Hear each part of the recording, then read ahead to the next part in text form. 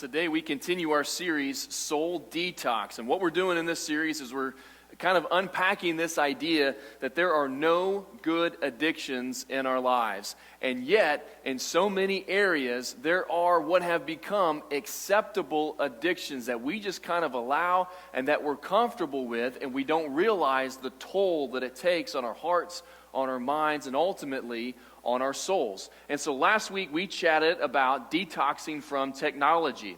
And I'm just curious, how many of you kind of curbed your use of technology a little bit? You were mindful of it, you were on TV less, phone less, whatever it is. Anybody admit to, yeah, I kind of took a break from things or kind of stepped back a little bit. And I'm sure if you raised your hand, you were probably a little more happy, a little more patient, a little more kind. It was probably better for you in the short term. And if you continue to monitor that and put up guardrails in those areas, it'll be better for you in the long term as well. Well, today we're going to chat about another area that we need to detox from.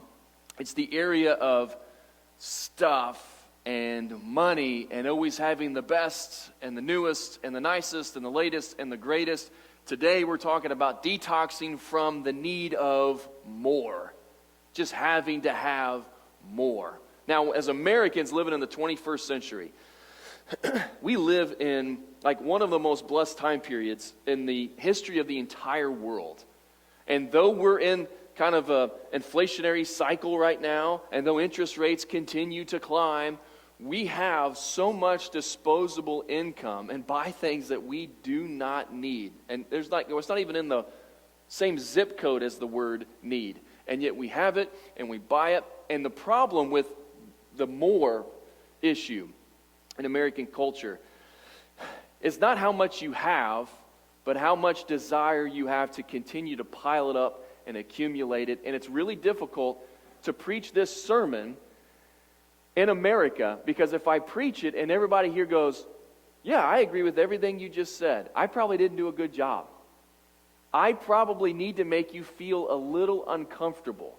What I don't want to do is explain everything away, meaning, well, yeah, we have a lot of stuff, but it's because God's blessed us, because He blessed us with this stuff, it's not wrong, and just have as much as you want and keep getting, keep accumulating. Like, we know that's not the right answer, correct? And on the flip side, I don't think the right answer is going to be, okay, I'll just sell every single thing that I have, and I'll have one outfit, and I'll be a minimalist. I'll have one spoon, one fork. I don't even have a knife. I'll just use my spoon-fork combo as a knife, and I'll have one bowl, and I'll have one, people do that as well. And I kind of romanticize, wouldn't it be nice to be a minimalist and live like in a 400-square-foot little camper on wheels, and just like, that's all you have, all your possessions are there? But most of us are not anywhere near there, and we couldn't get there very easily. In fact, I'll share some stats with you. Did you know that in the last 50 years, the average size of the average American home has tripled? So 50 years ago, the average home was whatever. I didn't get the actual square footage. Today, it's tripled. And I'm sure that your house, or the house that you live in, is probably bigger than the house your grandparents grew up in. So not only are houses bigger, but one of the fastest growing industries in our country is the off-site rental sheds. They're going up all over the place. You pay money to put the stuff that you forget that you even had, and you you put it in these storage facilities. You close the door, and it stays in there for who knows how long. Because though we have a house 3 times bigger than our grandparents did, we still don't have enough room for all of the junk, and that's what it is that we own. 32% of people with a 2-car garage can only get 1 car in, like a third of people. So, you know why? It's because the other side of your garage is just filled with all of your junk. Americans spend more on shoes, jewelry, and watches, which comes out to be like $100 billion, than they do on higher education. Think about that for a second. So college degrees, expensive, definitely. But people spend more on accessorizing their outfits than they do going to college. And that'll be the next bailout probably, is we need to make sure that, hey, people need nice watches, they need nice shoes, et cetera, et cetera. Shopping malls outnumber high schools in America. That's an interesting statistic, I think.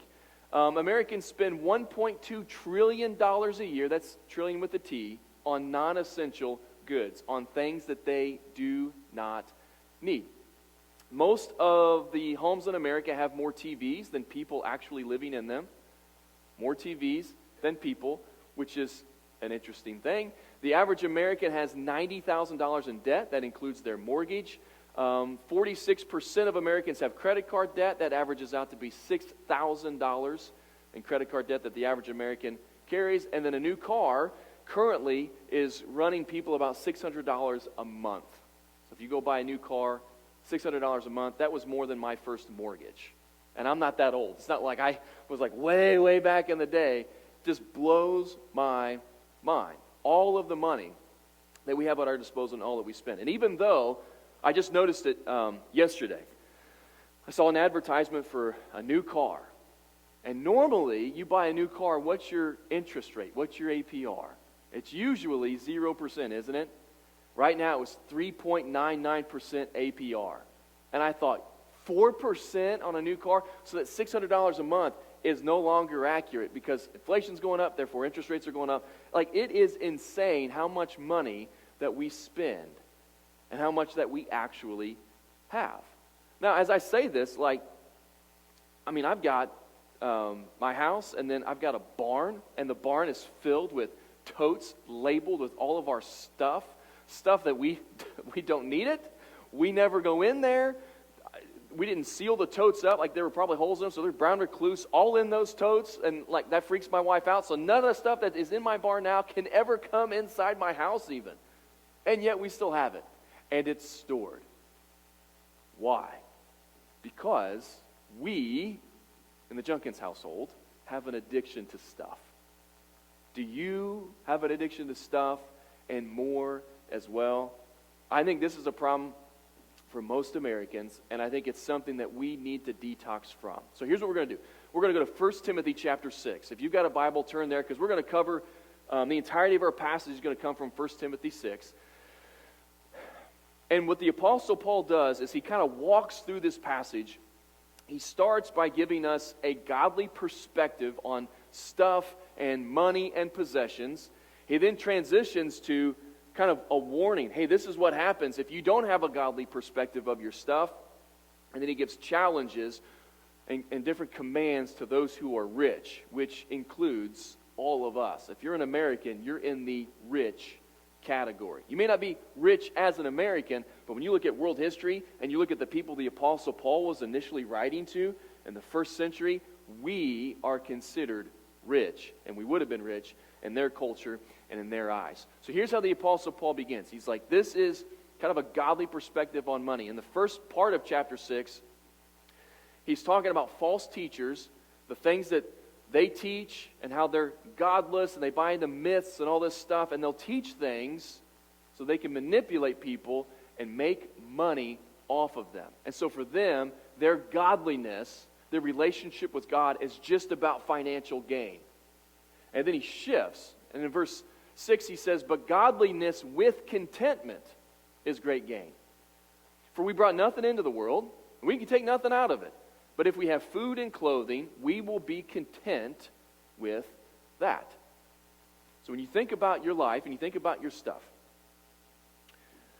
he's like, look, as long as you have what you need, food and clothing, then you're good. You don't need anything else. You may want a lot of things, but you need to understand that the wanting of things and the accumulation of things does not make you any happier. In fact, well, I don't know what you think. I know what I think. Let's find out what you think. How many of you think that in the 1950s versus today, Mike's already raising his hand. I didn't know what I'm going to say. 1950s, do you think we had more stuff today than they did in the 1950s? Just raise your hand if you think, yeah, we have more stuff. Now remember in the 1950s, there was a major economic boom because World War II happened. All of Europe is decimated. That's where, like, us in Europe were competing with manufacturing. So, like, in the 1950s, the economy was booming. And yet, I think we still have more today than they did back then. Okay? Now, raise your hand if you think we are happier and more fulfilled today than we were in the 1950s. Okay, if you raise your hand, I'm going to talk to you after service because you need Jesus, okay? Yeah, the answer is there is no way that people are happier, more fulfilled today. People are more anxious, they're more depressed, there's more anxiety, we're less content even though we have more. I mean, it is amazing the downward trajectory of just the state of the American mind and heart. I mean, it just keeps going down. I don't think that stuff and possessions is the only pointer to that. I think that we're taking God out of schools and church attendance goes down and we're less committed to the Lord and people read their Bibles less. I think it's all fit together. But if money and stuff and possessions made us happy, then we would be the happiest group on the entire planet in the history of the world. And we're not. Because money, more stuff, nicer cars, bigger homes, that does not make you happier. In fact, when you look at statistics and you look at the psychology behind having more and having better and having best, you are more stressed. The more that you have, the more clutter you have in your home, the more stuff you have in store, even if it's nicely stored in totes and everything's labeled, it brings your anxiety up the more that you have. That's why people sell everything and they move into a 400 square foot, home on wheels, and they're like, I can just go outside, I'm free. It takes me 37 seconds to clean this thing. I don't have to spend a day and a half vacuuming and doing I have less stuff, therefore less time and energy has to go to taking care of this stuff. They just feel better as a result. Not only that, but the nicer stuff you have, the more stressed out you get when something happens to it. So I've talked before about my 94 F-150. I have banged that thing up and dinged that thing up. I made so many, I'm just like, oh my goodness, it's okay, it just builds character. You got a $50,000 truck and you back it into something? I probably wouldn't sleep for a week if I did that. I think, oh, my truck, I dinged up my truck, oh my goodness, I got to pay to get it fixed. I got to be so freaked out. But my old blue F-150, I couldn't even tell you which is the newest ding on it. The whole thing is just one big ding, okay? Just one big dent, that's what it is. And I remember the first time I did something on it, I called Kurt and I was like, oh, you'll never believe what I did. He said, well, it's a tool. Your truck's a tool. You used your tool. Something happened. Does it still run? Well, yeah, it still runs. That's still a tool. Just a different perspective on vehicles. But if you get your joy, if you get your contentment, if you get your happiness out of your stuff, you get a dopamine hit when you get it. Like when you get that Amazon box in the mail and you get that new thing, oh, isn't that cool? And then we're kind of like our kids. Your kids get a new toy, they play with it for 18 seconds. And then it just goes in the pile of toys that they have. We do the same thing. So we get something new and, oh, isn't this cool, isn't this great, isn't this fun? You put it aside, it goes in storage or it goes on display or whatever, and then you're back on Amazon shopping for things. In fact, there's a support group for people who are addicted to shopping on Amazon. They're buying like 6-7 packages a day, and you could go like in the St. Louis area, and you can go like in the Chicago, like in big cities. They come together. It's called Amazon Anonymous, okay? I don't know if that's the name, but just sounds good, doesn't it? And they just sit and they talk, and like they'll change their passwords, and give somebody else changes their password so they can't get on Amazon and just buy stuff like crazy. It's a serious epidemic because you get a dopamine spike when you get something new. And then there's something that happens after the fact when you realize you got to make payments on this, vehicles especially. It's called buyer's remorse. Oh, I'm so sad I bought this thing. I feel so upset. I'm going to get on Amazon and buy something, make myself feel better. Like that's our solution to these problems. My credit card bill was so high. I need to go shopping, make myself feel better. Like we're in a hole. Give me that shovel. I know how to get out of this hole. I'm going to keep digging until I get to China. And then I'll get out of the hole. Well, the problem is, I'm being silly about it, but like this is how most Americans live. And so when he's like, godliness with contentment is great gain. You want to have an abundance. You want to have great gain. Godliness. Like focus on your relationship with God, not so that you can get more stuff. focus on your relationship with God, be thankful for what He's given you, and you will walk through life a happier, more fulfilled individual. It's not godliness and wanting more stuff. That's not great gain. There's loss there. Your relationship with God, if it's the most important thing, you're thankful for what you have because you've got what you need. That is the happiest, most contented, most fulfilled person on the planet. And the opposite, when we get obsessed about stuff and gathering stuff and more stuff and better stuff, like you get pricked in all different ways. You get stung by the desire to always have more. And that's what he says as we transition to verse 9. He says, those who want to get rich, they fall into temptation and a trap and into many foolish and harmful desires that plunge people into ruin and destruction. For the love of money is a root of all kinds of evil. And some people, eager for money, have wandered from the faith and pierced themselves with many griefs. There's a great line that I came across when I was studying. And it was that godly people, they give up what they can't keep to gain more of what they can't lose. You give up what you can't. So you have possessions, you have stuff, and you use those just to further God's kingdom. You give stuff away. You let people borrow your stuff. You're very open-handed with everything. You are just giving it all away. So you're open-handed, and you give what you can't keep, because you know when you die, you're not taking any of that with you. So that you can keep and build up what you cannot lose. Jesus says, store up for yourselves treasures in heaven, where moth and rust don't destroy, where thieves cannot break in and steal. You can store up for yourself treasures on earth. That's all going to break. It's going to not be the newest, the nicest, the best. Like, it's just going to go away. You die, it's going to have no impact on your eternity. So don't store up treasures on earth. Store up treasures in heaven. Because if you focus on the earthly stuff, not only does it not last, not only does it break, but you will fall into temptation and a trap. You'll be plunged into ruin and destruction. There's foolish and harmful desires. Many people who are eager for money, they've wandered from the faith, pierced themselves with many griefs. Like there's negative things that are associated with the love and pursuit of stuff and money. Now notice this, that he says if you want to get rich, for the love of money, people eager for money. So the separation is not who are the has and has-nots, or the have and have-nots. It's who are the people that are obsessed with more, and who are the people that are content.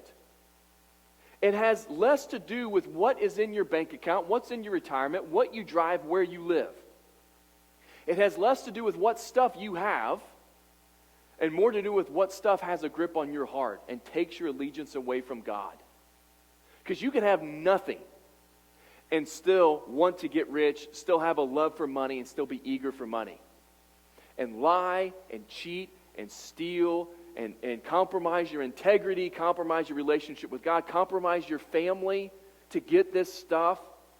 And you could not have anything and do everything the wrong way and still be pierced with many griefs. You can have nothing and still feel the effects of this. And yet you could be a billionaire who says, yeah, I made a lot of money. I created a software company. I sold it. Now I'm a billionaire. I can't even fathom what that would even look like. But then you use your money for the glory of God and the expansion of His kingdom. And if your truck blows up, if your house burns down, if the stock market crashes, you're like, hey, it's the way money is. There's ups and there's downs and there's everything in between, and it is what it is. My mood is not going to go up or down based on what I drive, what I wear, what's in the stock market's doing, whatever. And so it's not about how much you have. It's about how much you want and the desire to get more. Notice also that he says, not that money is the root of all evil, but that the love of money is the root of all kinds of evil. So the desire to get rich isn't, lead you to all paths of evil. It doesn't where all evil comes from, but some evil, some bad things are going to come from your desire to always have more. And when Jesus teaches us to pray, at the end he says, and lead us not into temptation, but deliver us from the evil one. And those who want to get rich fall into temptation. And as Americans, a lot of times, we not only fall into temptation, we go walking into it because we get bit by the need to have more and the newest and the nicest and the best. And this happens very casually, accidentally. Facebook, there's an algorithm that shows you advertisements based on what you've purchased on Amazon or what you've searched before. You see advertisements there. Shannon and I, our phones are linked somehow, so it's like, hey, you search for kids' shoes. I'm like, I've never searched for kids' shoes, but she did. Now it's showing me, it's like, if they looked for this, maybe they'd be interested in this over here. And they're just, they're trying to get you. They spend billions and billions of dollars every year to try to get you. TV advertisements. I get hunting magazines all the time, and I'm flipping through and I'm reading, and how many advertisements are in there? I'm like, ooh, this is a nice shotgun. That's a nice scope. I do need a new rangefinder. And here I go, needing or thinking I need, but just wanting more all the time.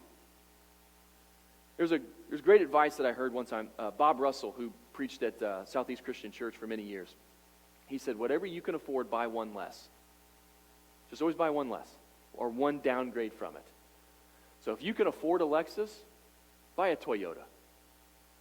If you can afford a 2,500 square foot home, buy a $2,000 square foot home. Just try to buy one less. Well, is it sinful to buy right where we're at? And he would say, no, it's not. But you know what most of you do? You buy one more. That's the problem. So if you work on just disciplining yourself, being content with what you have, buying one less, and then focusing your time, energy, and attention on prayer and your relationship with God, it will do better for you in the short and long term. So this is the warning. This is what happens to people who do it wrong. And then he says, now this is what I want you to tell those who are rich. This is jumping down to verse 17. He says, command those who are rich in this present world, that's us, because we're Americans, not to be arrogant or put their hope in wealth, which is so uncertain, but to put their hope in God, who richly provides us with everything for our enjoyment. Now, he's given you these gifts. We are rich. He's given you these gifts in part for your enjoyment.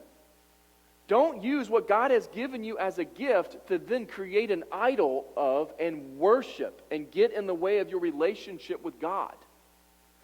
He goes on to say, command them to, this is so practical, do good, be rich in good deeds, and to be generous and willing to share. In this way, they will lay up treasures for themselves as a firm foundation for the coming age, so that they may take hold of the life that is truly life. Whenever you and I obsess over stuffs, possessions, we're building a portfolio. That's the number one thing. Nothing else is more important than that. That's not true life. That's a counterfeit life. It's a fake life. Do good, be rich in good deeds, be generous and willing to share. Notice he does not say, command those who are rich to give away everything they have. God may call you to that. But understand that if you give away everything you have and you have nothing, you can still have a desire to get rich. You can still have a love for money. That's the root of all kinds of evil. The problem is not taken care of. It's like you can burn down your weeds and they come back in the spring. Well, I burned them down. Yeah, but the root is still there. You can give away all your stuff. You can get rid of everything and still have this issue of materialism and the desire for more. But I got rid of everything. But you didn't attack the root cause.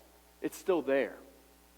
The desire for stuff as it competes with our desire to grow closer with God. When we put our faith and our hope in the stock market or in whatever monetary things, when that's the thing, like, okay, I can retire and things are going to be good because of this, you have no control over that. We found that out like in the last year. If you have money in the stock market, like it's nosediving, is it not? Like, can someone pull the joint? Like, we need to go up a little bit. Well, it's uncertain. You can't control that. You can do everything right and save the right way. And then, at the end, it's like, where did all the money go? God, though. God is consistent. God is faithful. Your relationship with God, that's what matters. When you talk about contentment, the Apostle Paul, when he's writing a letter to Philippi, he's like, I know what it is to be content in all circumstances. Whether I'm well-fed or hungry, whether I have a lot or I have nothing. I'm just content because I can do all things through Christ who strengthens me. I'm going to go out and plant churches, not because God's blessed me in abundance with all this material stuff, but because of my relationship with Jesus, I can just be content. That's where I want to be in my life. I don't want to get everything that I want. And I want a lot of stuff. Do you find yourself wanting a lot of stuff? If you're a golfer, there's always a new driver coming out. If you're a hunter, there's always some new piece of equipment coming out. If you're a lady, there's curtains, and you want to paint your cabinets because you watch Fixer Upper. That's almost demonic, that show, because it gets you to want all this stuff, isn't it? But think about it. Like, we just want. And I'm not saying don't plan. Like, if you say, I want to buy something, and it's going to be expensive, it's going to be nice, but I'm going to set aside money and save it out of discipline, I'm going to save up that money, then go buy it. But just recognize that getting this stuff isn't going to make you any happier. It's not going to bring any true joy to your life. I was thinking about this. You can think about tools. You can think about guitar. I have a guitar. It's in my office. I could probably sell it for $50. Not a nice guitar. It's not an expensive guitar. Sometimes I like playing guitar. Grandpa Harold played guitar. Grandpa Bent will play. I just play. I'm terrible at guitar. So there's not going to be like some special one day with me up here playing guitar.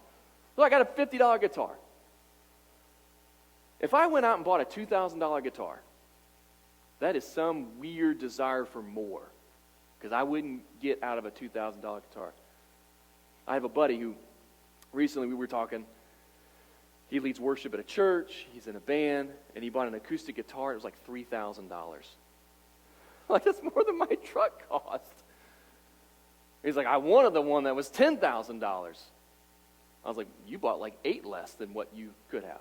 He plays guitar every day for hours a day. Different. I think of tools the same way. I don't own any Milwaukee tools. You know why? Because I don't use tools that much. I use Craftsman tools. And those of you who use Milwaukee, you have a nickname for Craftsman tools. But they do me just fine. They've never failed me. They've never broken. But if you use tools every day and your livelihood is dependent on those tools working, and you get in the bet, and you bought Milwaukee tools, I have no problem with that. If I buy Milwaukee tools because I want to look cool in front of tool guys and go, yeah, I got my new Milwaukee drill here, and there's no need for me to have it. It's ego. It's a desire for more. You can just go down the line with stuff, with vehicles, with clothing. It may be wrong for me to buy it, but not you, because of the why behind what you're buying. Here's the practical thing. I'm going to land the plane quick. If you're not tithing, you probably have an issue with more. If you're really protective of your stuff, you're not willing to loan anything out, let anybody borrow anything ever, you probably have a problem with stuff. If you find yourself getting and sinking into credit card debt more and more, you probably have an issue with stuff and more. Fight against that. The most important thing for us as Jesus followers is not living a Christian spin-off of the American dream. It's just Jesus. All the other stuff it can be icing on the cake. It can be the silver lining. I'm not saying you should sell everything you have, give it to the poor, and then have nothing, because you maybe didn't solve the problem. But you have got to make sure that your relationship with your stuff, that it doesn't elevate over a relationship with God. And the more you have, the more likely it's going to be to do that. As an American, don't be casual with this. Don't be flippant. Don't go, yeah, I probably do have a problem with my stuff. And then in a month, go continue to buy things that you don't need to impress people you don't even really like. There's no win in that. It's not helpful. It just leads you further away from God. And the enemy is smarter than what we sometimes give him credit for. He will use every tool at his disposal to drag you away from God. And if it's stuff, if it's desire for more, you're playing into his hand. If you continue to pile up and accumulate and collect, because the more that you have, the more likely it's going to wedge. And you'll be further away from God this time next year. if stuff continues to be a huge part of your life. There are no good addictions. Money, stuff, possessions, no good. We need to deal with it. We need to get rid of that desire and live open-handed and do our best to live a life that glorifies God. Father, man, I pray that you help us in this. There are different seasons that are easier than others. We're coming up on Christmas time, and we've commercialized everything. And Father, help us to guard our hearts against this. Help us to be mindful of this. Help us to be prayerful. Help us to be humble. Help us to seek your will, your guidance, your grace. And Father, convict our hearts and challenge us where we get this wrong. And give us the courage to follow through with what you may lead us to. We lift all this up. We pray a blessing on it in Jesus' name. Everybody says...